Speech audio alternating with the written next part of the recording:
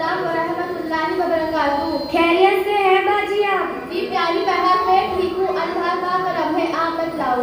अल्हम्दुलिल्लाह, मैं भी खैर आफियत से हूँ। बाजी आप इस वक्त कहाँ जा रही है? मैं मदरसा इस्लामिया अरबिया मजहरुल उलूम में दीनी तालीम हासिल कर रही हूँ। तो आज हमारे मदरसे में इतना ही इंतजाम है, वहाँ जा रही हूँ। अच्छा, तो आप दीनी तालीम हासिल करती है? बाजी अगर आपकी इजाज़त हो तो मैं आपसे पर्दे के बारे में कुछ मालूम करना चाहती हूँ। जी प्यारी बहन, मालूम करें। जो कुछ अल्लाह के फजल से और उस्तादों की मेहनत से मैंने इल्म हासिल किया है, उनकी रोशनी में जरूर बतलाऊंगी इंशाअल्लाह।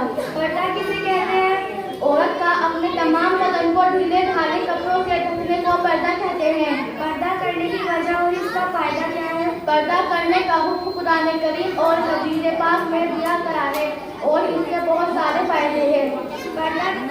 पर्दा किस से करना चाहिए? पर्दा हर अजनबी आदमी से करना जरूरी है। जो औरत बेपर्दा रहती है उसके लिए हदीस पाक में बहुत तस्वीर आई है।